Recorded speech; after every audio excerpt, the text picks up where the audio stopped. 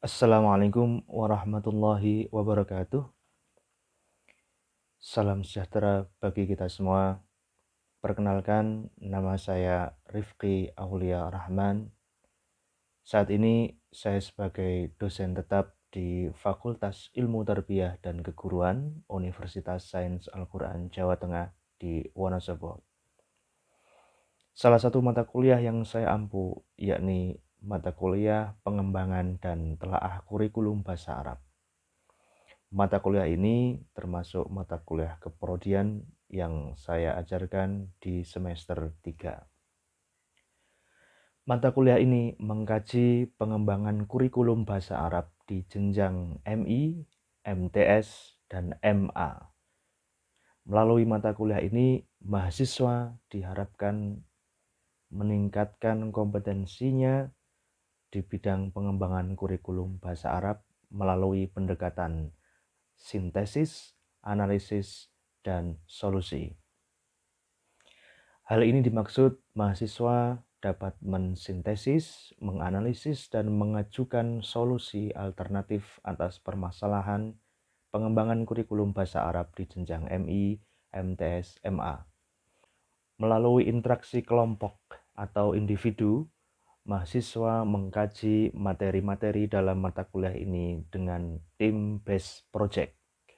Selanjutnya, setiap mahasiswa diberi tanggung jawab pada salah satu sub materi pokok mata kuliah dengan case study method. Masing-masing dari mereka diminta untuk mensintesis pengembangan kurikulum bahasa Arab, kemudian menganalisis permasalahan-permasalahan yang terjadi dalam pengembangan kurikulum bahasa Arab di jenjang madrasah, dan selanjutnya memberikan alternatif dan solusi pengembangan kurikulum bahasa Arab di jenjang MI, MTS, dan MA. Hasil dari sintesis, analisis, dan solusi atau yang disebut dengan SAS, saya memberikan kesempatan untuk mengkomunikasikan dalam diskusi kelompok atau diskusi panel di presentasi. Adapun materi pokok yang disampaikan dalam mata kuliah ini meliputi seputar kurikulum, yang di dalamnya ada hakikat kurikulum, sejarah kurikulum, landasan kurikulum, prinsip kurikulum. Selanjutnya ada pengembangan kurikulum yang menjadi inti dari mata kuliah ini, meliputi landasan, prinsip, model. Kemudian bab selanjutnya ada pengembangan komponen-komponen pembelajaran, meliputi tujuan pembelajaran, isi pembelajaran, proses pembelajaran, dan asesmen. Setelah itu, mahasiswa juga dikenalkan dengan periode-periode kurikulum di Indonesia, meliputi kurikulum pasca reformasi dari KBK, KTSP, K13, K13 revisi, dan yang terakhir kurikulum Merdeka Belajar Kampus Merdeka.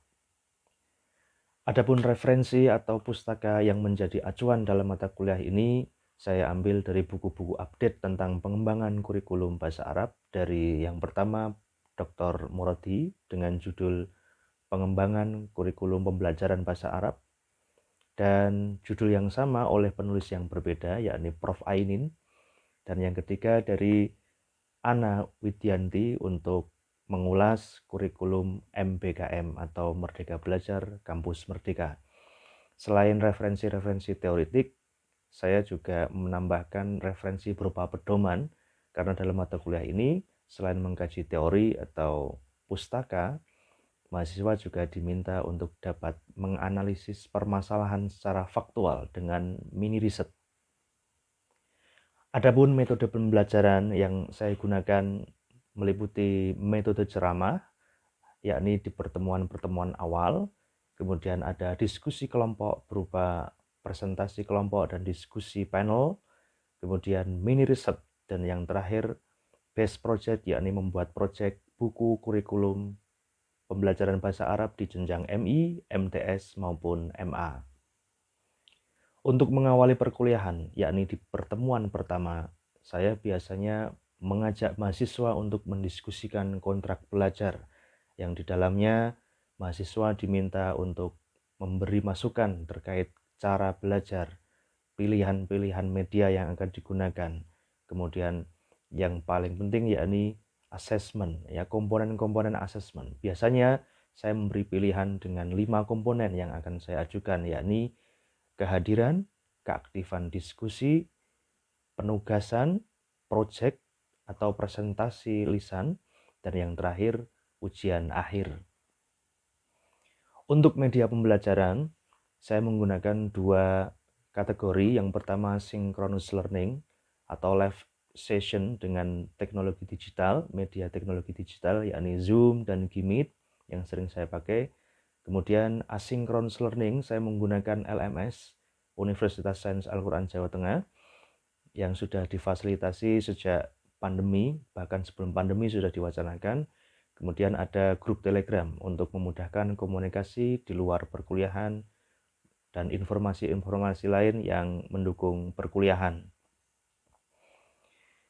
Media Zoom dan Gmeet yang merupakan kategori synchronous learning saya gunakan untuk menyampaikan materi-materi yang penting untuk didiskusikan secara live session atau secara langsung, sehingga materi maupun permasalahan-permasalahan terkait pengembangan kurikulum bisa diulas seketika itu dan bisa dipecahkan bersama-sama dengan live session. Untuk Learning Management System LMS Unsik sudah terfasilitasi oleh kampus dan saya manfaatkan sejak pandemi, yang di dalamnya LMS itu mulai dari membuat kelas, ya, mahasiswa bisa presensi dengan otomatis ketika aktif untuk bertanya dan memberikan komentar di kolom chat. Saya bisa upload materi ajar di situ, kemudian memberi catatan-catatan terkait perkuliahan, dan selanjutnya saya bisa memberikan tugas harian di kolom tugas. Selain itu, LMS juga menyediakan fasilitas untuk perekapan presensi, perekapan berita acara perkuliahan, dan yang terakhir, saya bisa mengupload nilai akhir untuk setiap mahasiswa. Jadi LMS ini membantu kami untuk mensistem pembelajaran secara prosedural. Untuk grup Telegram, memang saya sengaja menggunakan itu biar semua data-data yang tersampaikan atau komunikasi-komunikasi yang terjadi antara saya dan mahasiswa bisa terekam dengan baik. Juga untuk memudahkan informasi-informasi di luar perkuliahan, namun terkait dengan pembelajaran-pembelajaran yang berlaku di kampus, saya sampaikan lewat grup Telegram. Adapun selanjutnya mengenai assessment, saya menggunakan base project. Jadi mata kuliah ini selain mengapresiasi proses, juga harus menilik atau mempertimbangkan project atau output dari mata kuliah ini. Jadi output dari mata kuliah ini adalah berupa buku kurikulum yang merupakan hasil ulasan setiap mahasiswa, entah mahasiswa secara berkelompok maupun secara individual, menganalisis permasalahan yang terjadi terkait pengembangan kurikulum bahasa Arab di jenjang MI, MTS, dan MA. Mereka mengambil solusi, memberi catatan-catatan dan rekomendasi, dan akhirnya menjadi semacam produk, yakni buku kurikulum pengembangan bahasa Arab di jenjang-jenjang tersebut. Dan selanjutnya saya akan memberikan contoh berupa tampilan salah satu pertemuan saya dengan mahasiswa di mata kuliah pengembangan dan telaah kurikulum bahasa Arab melalui Zoom Cloud Meeting. Assalamualaikum warahmatullahi wabarakatuh. Waalaikumsalam warahmatullahi wabarakatuh. Waalaikumsalam warahmatullahi wabarakatuh. Waalaikumsalam warahmatullahi wabarakatuh. Selamat sore teman-teman semua. Semoga kita semua dalam keadaan sehat walafiat. Sebelum kita mulai perkuliahan yang kedua ini, kita mulai dengan bacaan basmalah bersama. Bismillahirrahmanirrahim. Bismillahirrahmanirrahim. Oke, kita akan belajar pada hari ini di materi kedua, di pertemuan kedua, yakni hakikat pengembangan kurikulum. Ya, teman-teman pasti sudah pernah mendengar paling tidak istilah kurikulum. Kalaupun tidak mendengar, pasti teman-teman sudah melalui, karena teman-teman pasti sudah menempuh jenjang pendidikan sebelumnya ya. Jadi Ya, bertahap. otomatis ya bertahap ya. Dari MI, MTS, dan MA otomatis melalui kurikulum-kurikulum di masing-masing sekolah. Bahkan ya di pondok pesantren juga menggunakan kurikulum pondok pesantren tertentu. Walaupun kurikulum itu jangan disamakan atau dibandingkan dengan kurikulum sekolah-sekolah formal. Oke, kita akan membahas sedikit demi sedikit ya. Dan mahasiswa sekaligus, makanya disebut di sini adalah pendidikan sebagai sistem. Oke. Dan kita akan bahas itu sedikit demi sedikit ya. Teman-teman boleh menanyakan atau menginstruksi ketika ada yang belum dipahami dari penjelasan saya dengan sharing materi ini ya. Ya, kita mulai dari yang pertama. Oke, ini ada video yang saya ambil dari berita. Boleh didengarkan. Terdengar suaranya? Ya, terdengar Ustaz. Dengar ya? Dengar Ustaz. Oke. Jadi bagaimana persiapan menyambut kurikulum baru? Apakah perubahan kurikulum ini serta-merta akan membawa perubahan di dunia pendidikan? Untuk membahasnya, kami sudah terhubung melalui sambungan Zoom dengan Kepala Badan Standar Kurikulum dan Asesmen Pendidikan Kemendikbudristek, Anindito Aditomo. Selamat malam Pak Nino dan juga pengamat pendidikan Universitas Negeri Jakarta, Rahmat Hidayat. Selamat malam Pak Rahmat dan juga Pak Nino. Selamat malam. Baik, saya akan ke Pak Nino terlebih dahulu. Jadi apa yang mendasari perubahan kurikulum ini? Targetnya memang apa, Pak? Oke, teman-teman. Menurut teman-teman sendiri, ketika mendengar ya di dalam berita juga sangat banyak ya istilah-istilah ganti kurikulum ya. Kok kurikulum tiap periode diubah. Dan sampai detik ini kita menjalani kurikulum itu dengan berbagai versi ya. Kurikulum 2013 saja versinya macam-macam. Sejak awal disosialisasikan, kemudian diimplementasikan, kemudian direvisi, dan yang terakhir ini malah diganti ke MBKM. Ini problem ganti-ganti kurikulum. Kalau saya tanya ke teman-teman, teman-teman itu melalui berapa kurikulum dalam sekolahnya ya, dari MI sampai di SMA atau MA? Sekitar 2 atau 3. Ustaz. Kalau untuk apanya kurang paham gitu. Tetapi Kurang paham. itu salah satunya ada kurikulum K13 di antaranya. Itu ya, dimulai dari untuk perkuliahan pertama itu. Untuk yang jenjang SMA sama MTS itu kan tidak memakai kurikulum yang digunakan oleh pemerintah, tetapi di situ menggunakan sistem adalah. Oh iya. Oh Mas Falah, ini Mas Badrul Falah ya namanya ya. Mas Badrul Falah ini dari Pondok Pesantren yang menggunakan kurikulum muadalah. Mungkin nanti bisa kita bahas di lain waktu untuk kurikulum khusus macam ini ya. Ini pengantar saja untuk menuju ke kurikulum. Ya, kalau kita mengacu kepada pedoman pemerintah, kenapa harus ada kurikulum? Kita harus mempelajari paling tidak di 8 standar ini. Teman-teman pasti sudah pernah mendengar, sudah pernah membaca maupun mendengar di berita-berita ya. 8 standar nasional pendidikan itu yang pertama ada kerangka dasar dan struktur kurikulum, jelas ya. Standar yang harus disamakan oleh pemerintah atau dalam tanda kutip atau dalam permasalahan ini adalah Kemendikbudristek atau Kemendikbudristek, Kemenak ya, yang mengacu kepada 8 standar. Jadi urusan standar ini yang pertama kurikulum harus distandarkan. Yang kedua prosesnya. Jadi proses belajar mengajar juga punya standar. Jadi standar yang ditawarkan oleh Kemendikbudristek ini adalah standar minimal ya. Kemudian nomor 3 ada kompetensi lulusan. Maksudnya apa? Lulusan MI, lulusan kelas 3 MI, lulusan kelas 7 SMP ya kan, kelas 12 SMA itu harus bisa apa? Itu punya standar. Punya standar. Dan kalau tadi sudah disinggung oleh Mas Falah tadi di awal untuk kurikulum adalah itu penyesuaian standar atau pembandingan standar antara kurikulum ini standar nasional pendidikan dengan standar yang dibuat atau dirintis oleh pondok tertentu atau instansi tertentu. Kemudian tahap 4 pendidik dan tenaga kependidikan. Ini juga diatur dalam standar. Ya, standar. pendidik harus bagaimana ngajar akidah akhlak itu harus guru yang lulus dari sekolah apa ya. Kemudian tenaga kependidikan juga tidak dilupakan. Di TU, kemudian pengelola perpus ya, kemudian apalagi guru BP ya yang di luar pendidik itu juga diatur oleh standar. Kemudian sarpras harus bagaimana sarpras itu ya, harus terfasilitasi dan selengkap apa sarpras di sekolah tertentu itu juga diatur dalam standar nasional pendidikan. Ini secara ideal, jangan ditanyakan dulu fakta yang terjadi di lapangan.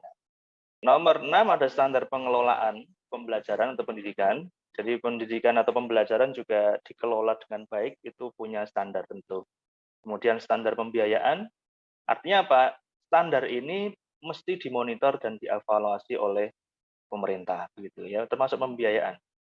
Kemudian standar penilaian pendidikan. Lanjut. Nah, kita sudah sampai di capaian pembelajaran hari ini. Jadi capaian pembelajaran hari ini atau materi hari ini, mahasiswa atau teman-teman semua mampu memahami kurikulum, ya hakikat kurikulum dengan prinsipnya, kemudian landasannya, kemudian nanti ada komponen-komponennya, dan yang jelas sesuai dengan nama mata kuliah ini adalah pengembangan dan telaah kurikulum pembelajaran bahasa Arab. Oke, pengertian kurikulum adalah lapangan pertandingan. Ini memang asli dari bahasa Latin, ya. Curriculum, ya. Currer and culum. Perangkat mata pelajaran yang harus dipelajari di lembaga pendidikan tertentu itu definisi dari yang lain. Kemudian kumpulan topik atau materi pelajaran, rencana kegiatan yang akan diajarkan dan cara mengajarkannya, ruang lingkup, urutan bahan, metode, hal-hal lain yang direncanakan. Kemudian seperangkat hasil belajar yang diinginkan. Nah ini, artinya apa? Kurikulum menjadi core. Core itu apa? Core, inti dari pendidikan itu sendiri. Jadi inti seorang siswa atau mahasiswa sekolah itu kan punya core. Mau apa? Dan mau terbekali dengan ilmu apa?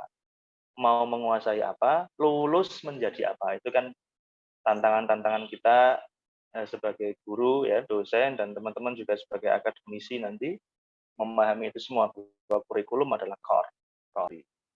Nah, sekarang kita bahas komponen kurikulum. Nah, ini tadi yang saya katakan, bahwa kurikulum sebagai sistem atau pendidikan sebagai sistem punya komponen pasti. Nah, komponen yang pertama di sini ada tujuan. Tujuan, ya. Tujuan apa sih maksudnya? Tujuan itu orientasi kenapa kita harus belajar. Orientasi kenapa kita harus menempuh mata pelajaran tertentu atau mata kuliah tertentu.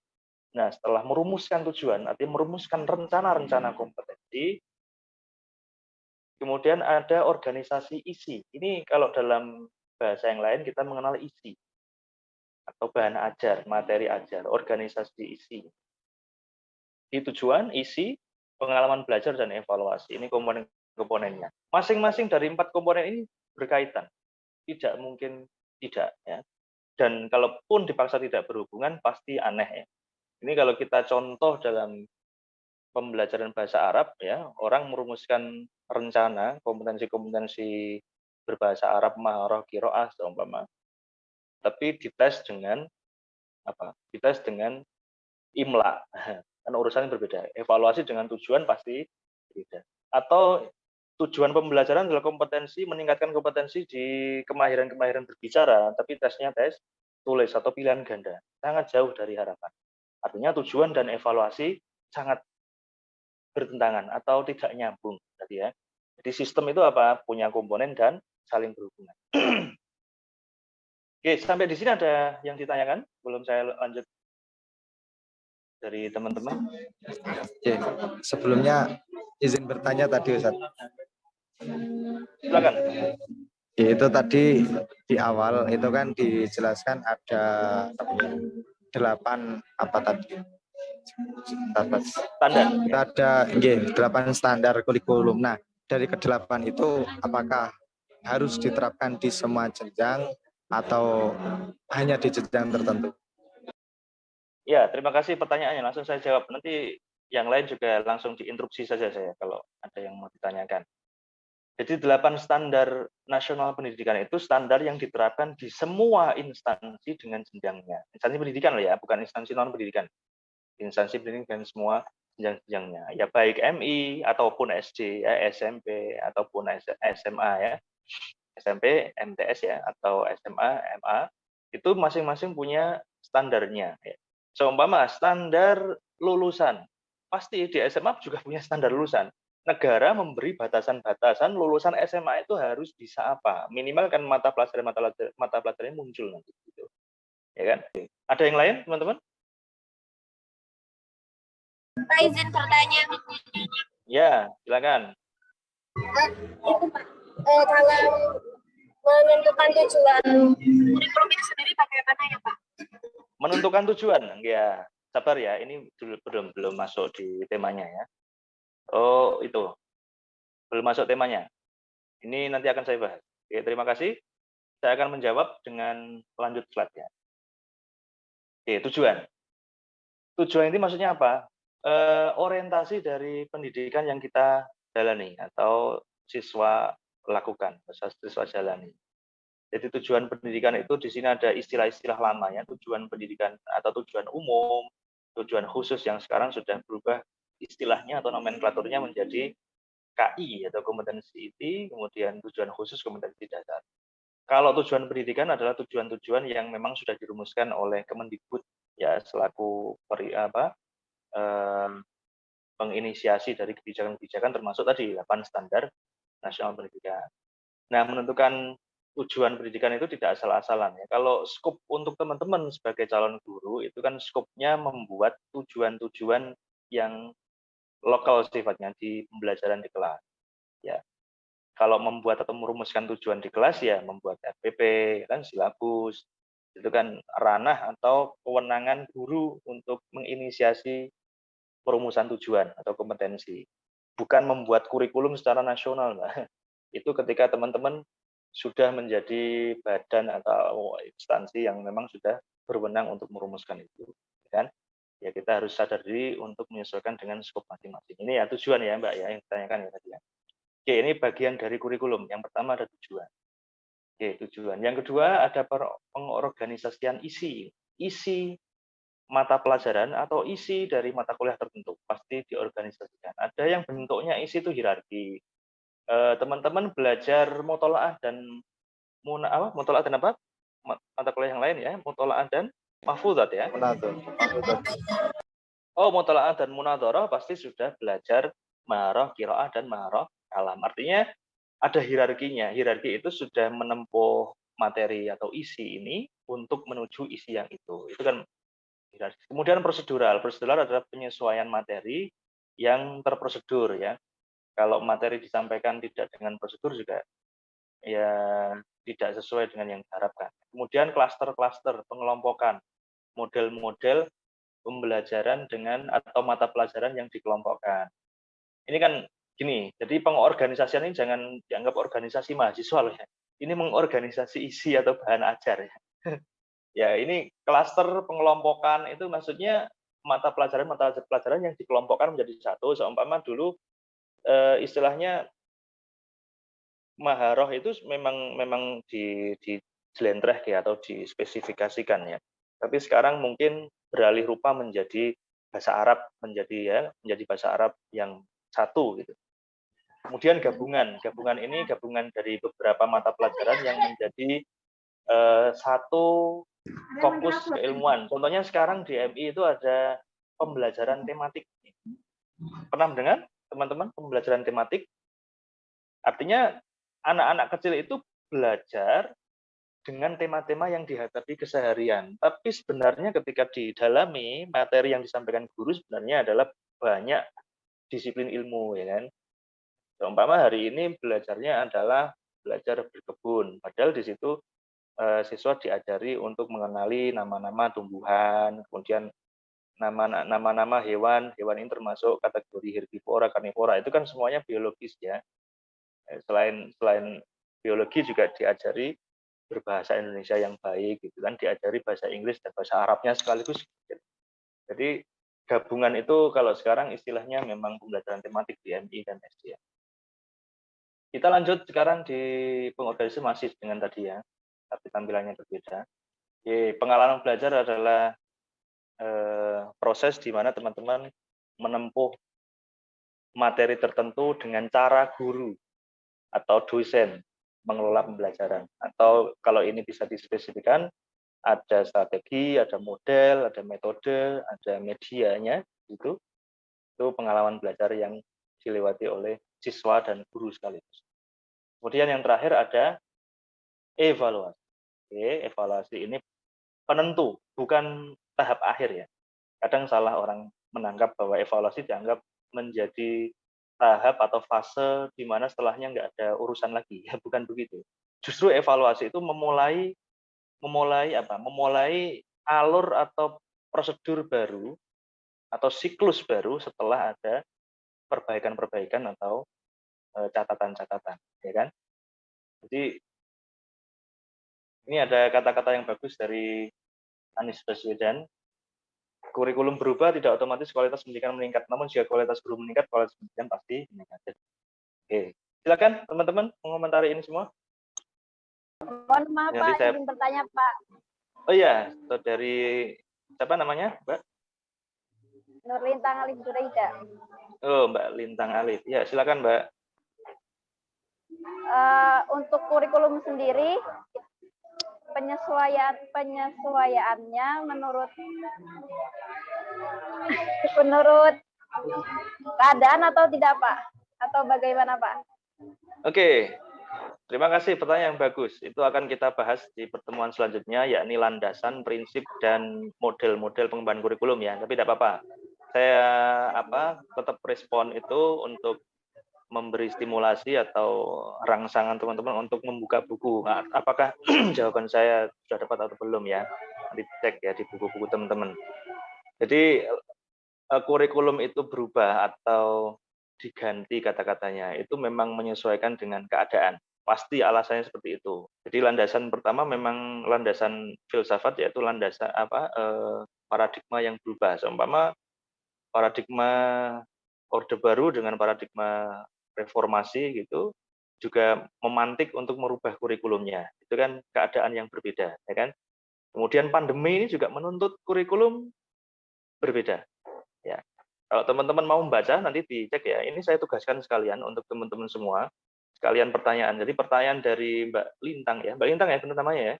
Mbak Lintang ini memantik saya untuk membuatkan tugas. Ya, tugas.